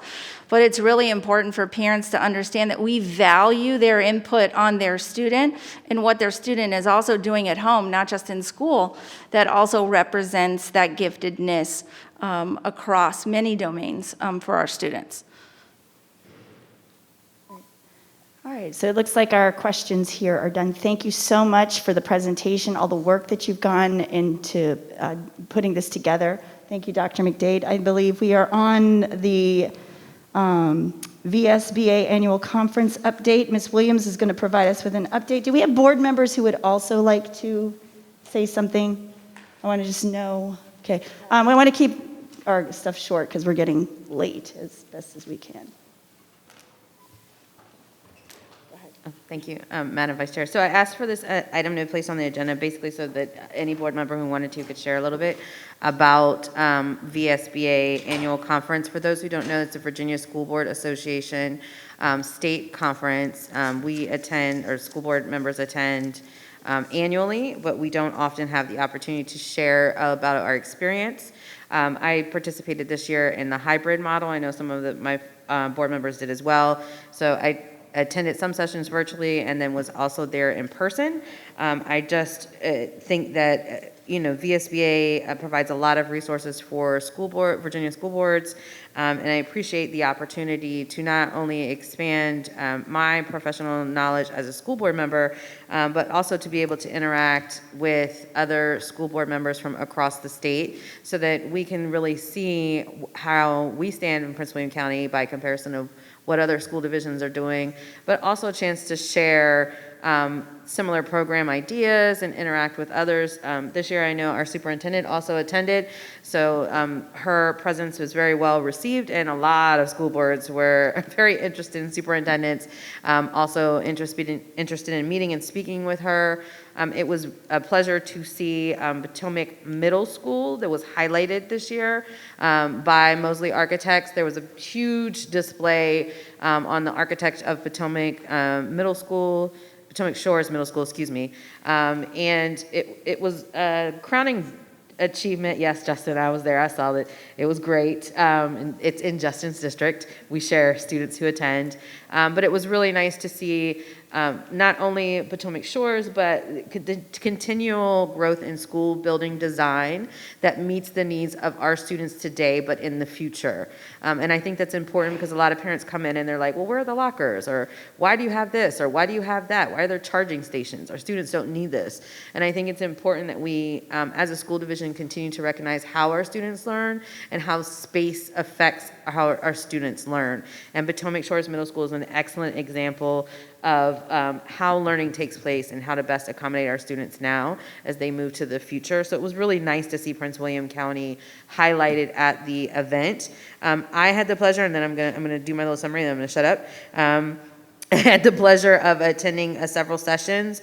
I enjoyed the one on meaningful business partnerships because it's important for our school divisions to work with our businesses in the surrounding communities that are surrounding area in Prince William, and I think that's an area of growth that Prince William County Schools can undertake because we know that so many of our students graduate and they're employed in the workforce, and our workforce is asking us to have our students who have already had some work experience are able to collaborate and work and pivot and work in different conditions.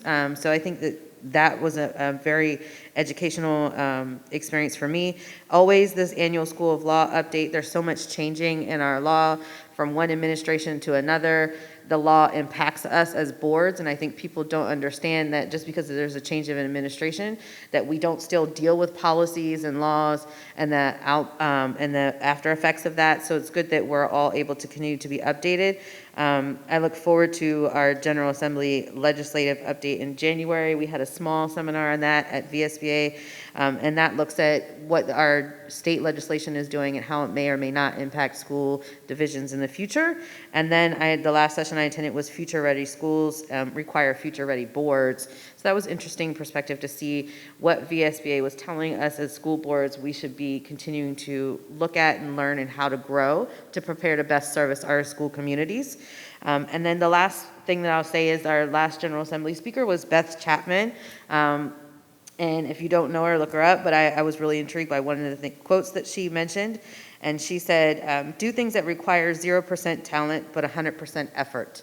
And I think that's something that we forget when we want to go volunteer in our school communities and we want to participate. We think we have to be extraordinarily gifted or have some special talent in something. And what she meant by that is a lot of times it's just simply showing up.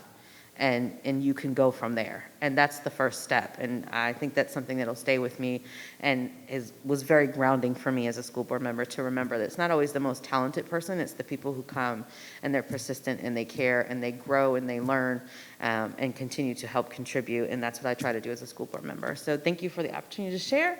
And I'm gonna. Do we have any other board members who'd like to share maybe something? Ms. Jackson? Thank you, Vice Chair. I was fortunate also to attend the VSBA, but I participated virtually. And before I go into detail about the conference, I just want to take a moment and thank Ms. Simpson, Mr. Steinbach, Ms. Williams, and of course, especially Ms. Beauchamp for advocating to have the stream sessions that be closed captioned. In order to have everyone at the table, we have to make the table accessible.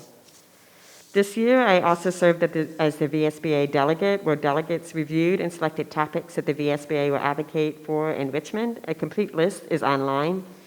These topics that we voted for passed, and they all align with the legislative priorities that align with PWC goals. I attended other sessions, much like the ones that Ms. Williams discussed, specifically to update my knowledge on legal changes and legislation, because I'm a lifelong learner and I appreciate the opportunity to grow and a chance to advocate. Thank you. Anyone else? We did get an email that said that there are sessions that were recorded. We can access them online for the next 30 days, which is great because you can't go to everything. All right, so looks like now moving on to board matters. Board members are allotted 3 minutes each during this time. I'm going to start with Ms. Ralston. Would you like, Ms. Ralston? Oh, Hi, Ms. Ralston. Would you like to begin board matters tonight? Pass. Ms. Ralston passes. All right, I will be starting with Ms. Lily Jesse. I really don't have very much to add tonight. I just wanted to congratulate Mrs. Maggie Hurtado for her participation on sustainability, and Swanella Wiggins for her participation on the safety committee. I talked to Dr. McDade earlier about world class, and she reminded me that they're moving on, so I won't I won't do that. But I would, having seen the gifted ed presentation tonight, Dr. McDade, I'd like for you guys to consider special ed. I think we learn a lot about what they're doing. I think sometimes you're on the outside and you think, oh, why are these scores here? Why are these scores there? Or why? So I would like down the road to look at that. And also when I received this afternoon that list of students, schools that had gifted ed, I would like to know where the science labs are. Because I have been in schools, some of the newer schools. In one school, there are 5 science labs. There's a lab for all the way up to whatever in that school. And then there are schools without science lab. And if we're going to be world class and we're going to be competitive, these hands-on kinds of activities are very important. But again, I just want to thank your staff. You guys are really working really hard. And finally, I do want to remind the audience that there are no details, and I can't give any details, but there was a student who passed away, and it happens to be in my district. And I don't know how much privacy there is, so I'm not going to give any more information. But if her family or people in that school are listening tonight, I send my condolences, and I will be there tomorrow for the funeral. Thank you. Ms. Williams? Thank you, Madam Vice Chair. I am encouraged to hear all of the updates that we're getting from the superintendent's office. It's especially appreciative that not only do we as board members know, but the public is getting the same information on a regular and routine basis. And I think that's really important as we have more and more parents who are paying attention on a regular basis to what's going on with their students and also the school division. I do want to make an announcement that I have been informed that there is a joint environmental task force at the Board of County Supervisors level, and they are looking for students to participate. I know we had a few students here from Freedom who gave us water bottles, and Freedom has an environmental program there, but if any student is interested to apply, the application form is on Supervisor Bodie's website, and they just have to select other under the commission they are interested, and then you can specify JET, which is the Joint Environmental Task Force. In other news, I want to congratulate a River Oaks student. He is a 5th grader named Gabriel Holder. It's on our website, more information about it, but he is in the Junior Ninja Warrior contest, which is really cool and exciting. We often do academic praise, but I think it's nice that we have a little different praise this evening for this young man. Also encouraged to hear from our student representative that the students are going to be more actively participating in the dress code process. I think some of us are still caught up in the ways of old and what we expect students to wear, and that impacts their ability to learn. So hopefully our students will have the opportunity to educate some of us on their perspectives on how dressing affects learning, and I'll leave it at that. We have upcoming for the board legislative breakfast coming up next week, where we meet with our legislators in Prince William County and share our legislative priorities. I'm excited to attend that at the crack of dawn in the morning. And then on 12/4 this weekend, Ripon Middle School's choir is going to be participating in an event called Rocking Around the Boardwalk, which is in partnership with Prince William County Parks and Authority. The event will be at Neabsco Regional Park from 3 to 5. It's open to the public, but I plan on attending to see our lovely choir after I have seen them perform in the past, and I'm excited. They always do a great job. And then on 12/16 at 6:30 p.m. in the McCourt Building will be the final meeting of the year for the Racial and Social Justice Commission. The commission will be discussing the final report that will be turned over to the Board of County Supervisors with recommendations and updates in January. So I encourage all members of the public to come and participate and share their voice. Thank you. Oh, and have a happy holiday. Ms. Wall? So I hope everyone had a great Thanksgiving holiday. I wanted to share my thanks for every student who comes to school ready to learn and work hard, who respects their teachers and does their very best. And parents, please know that we're doing all we can to help your kids and to keep them safe. I want to give congratulations to the Battlefield football team as region champs. They will play Oscar Smith in state semifinals this weekend, and I wish them the best of luck. On Monday, I accompanied State Delegate Dan Helmer on a visit to Battlefield High School to present resolutions from the General Assembly commemorating the outstanding performance of the track and field and swim and dive teams at Battlefield High School for their excellence in previous seasons. So that was really cool. So the boys track and field were state champs last year. So I'm looking forward to concert season. I know that choirs, orchestras, and bands around the district have been working really hard to prepare for their winter concerts, and I will be attending as many as I possibly can. And so I just want to give a shout out to music educators everywhere. I know that there's a lot of pressure on you right now, and I know it's a big season, but honestly, parents just love it no matter what happens. Ms. Jackson and I held joint office hours this week, and we had some great visits, and we appreciate all those who came to share their concerns with us, and we plan to do this again in January. I was reflecting on where we were last year at this time, the last school board meeting of the year of 2020, horrible year. If you recall, last December was a time of intense uncertainty and heightened emotion. And we've come so far from those dark days. I just think it's good to stop and evaluate sometimes and reflect on where we were and where we are now. In particular, the biggest change in a year is that nearly 98% of our students are in person, and that's a wonderful thing. I anticipate that we will further evaluate what we can and should do to help our students be successful in their learning, including taking a look at our quarantine guidelines and possibly high school start times in the future. Because if it could be said that there was a silver lining to what students endured last year, our high school students were very clear in survey after survey that they appreciated the extra sleep in the morning and that it impacted their learning, their memory, and their physical and mental health. So I just wanted to highlight that.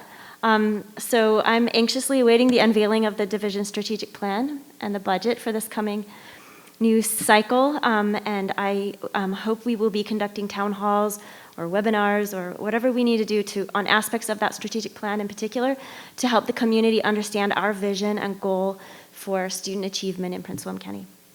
I'm running out of time, so I need to share my quote. Just thinking about the mountain that we have to climb, we had teachers and people who came in and talked to us tonight about how much of a burden they feel with the challenges in front of them. And I know, I wanted to just share a quick thought about that.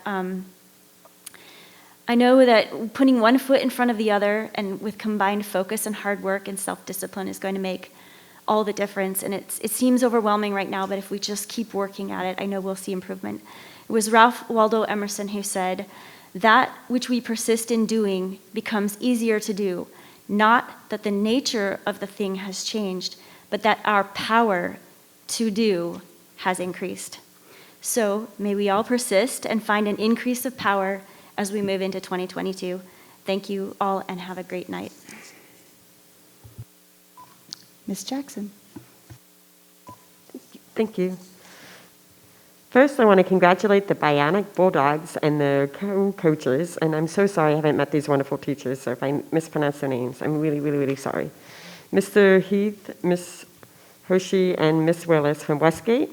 This group of amazing Westgate students and teachers have earned a second trip to Harrisonburg for the state first LEGO League Robotics competition. You can watch the broadcast this weekend online. I also want to give another huge congratulations to the Brentsville Tigers on their win against the Mustangs last Friday. It was an exciting game, and both teams played exceptional. Brentsville Tigers award-winning cheer team did great too. In the end, Brentsville won the regional championship for their division and advanced on to the states to play this weekend. They play in Hampton Saturday at 2 o'clock. Go Tigers. I am excited for the winter's sports and events, and I hope to make to all the games at all 4 Brentsville high schools and hopefully the middle schools. I also am looking forward to the strategic plan and feedback from the community. That's very exciting. And thank Ms. Wall for her collaboration, and we held office hours yesterday. And please keep an eye out on our social media for upcoming office hours in January. Thank you always to the parents, community members, and teachers who came and spoke tonight. Happy holidays and Happy New Year. And always a huge, huge, huge thank you to our wonderful Prince William County staff. I know it's been hard, and I really appreciate everything that you do. Thank you. Mr. Wilk. Thank you. There are countless articles, publications, and news stories addressing the multifaceted problem of teacher burnout. As the year progresses, I only see these articles multiply as we near the upcoming Christmas break. I am proud of the number of policies our administration has already implemented, and I believe we should continue to maintain these efforts. There are also several areas we can seek to improve and others we should consider. We need to continue celebrating teacher accomplishments, and I want to highlight the volume of communications published by our division recognizing our staff. As a division, we should expand on videos we already have played during board breaks, intermissions, featuring many of our outstanding educators. Although I love Potomac Shores Middle School, citizens only need to see the state-of-the-art building so many times, 100. Lightening the teacher workload is another recommendation cited in several publications addressing teacher burnout. As a division, we have leveraged ESSER 2 and 3 funds to provide additional building staffing support and compensate those employees who work early or after their contractual hours. As Dr. McDade mentioned tonight, we are addressing the concerns her team discovered when surveying schools across the division. As a former teacher, I know the importance of having planning time. We must do what we can to maintain and even consider expanding planning time for our teachers. Our building leaders are often overlooked, but are also under a tremendous amount of pressure managing their schools amidst COVID-19. As a board, we must support our principals as much as possible to help establish a positive climate and culture in their buildings. This support includes the plan Dr. McDade announced tonight, authorizing parental volunteers to serve where the principal deems necessary. Parents are an essential component to maintaining a positive culture, and we should make every effort possible to increase parental engagement. Finally, I want to share my prayers with the community of Oxford, Michigan. Oxford is not too far from the school district I grew up in Michigan. I also had the pleasure of working with administration in their central office as a consultant for college and career readiness. My heart and prayers go out to the families of the victims and the entire Oxford, Michigan community. Wishing all a Merry Christmas and Happy Holidays. Thank you. All right. That was 42 seconds left. All right. You and Jen worked it out in between. All right. So I want to express my gratitude to my fellow board members for just the support they've given over this time. I made a comment earlier this evening where I said I feel new. It's because the pandemic's been so weird for the 3 of us who are new on this board. This is finally getting back to a version of normal. But I want to remind people that our normal is still a little tenuous, isn't it? I know Ms. Wall talked about being thankful for students who are coming ready to learn, and I know that there are some students who aren't ready to learn, that there's some anxiety or some things going on in their lives. There's even staff who come to work not quite ready to go. So we still need to extend some grace to each other, because that's going to still ebb and flow a little bit. Mr. Wilk got to hear a good rant from me about 2 weeks ago when I was feeling crushed under my own expectations in my own job. 7:30 in the morning, that's right. But you know what? It's a better week. So just remember, we are still in this ebbing and flowing through what is this probably likely going to be endemic environment. To that end, I'm going to cut things short a little bit tonight and make sure Dr. Lateef knows, y'all got to remind him that I did say this: wear your mask, wash your hands, keep your distance, get the vaccine. For goodness sake, if you don't feel well, please stay home. However, I do know that's really challenging for teachers. I myself, woke up with sniffles on Saturday morning, and I kept thinking, oh no. So it was just temporary. So let's take care of each other. Let's remember that we are here for the students, right? That's what we are all here for. This board, all the staff here in this building, your teachers, your bus drivers, everybody that you meet, we're all here for your students. And we want them to have the best educational experience possible. I hope everybody has a safe holiday, everyone stays well, and gets some rest, some well-deserved rest. Thank you so much. I would say this meeting is adjourned.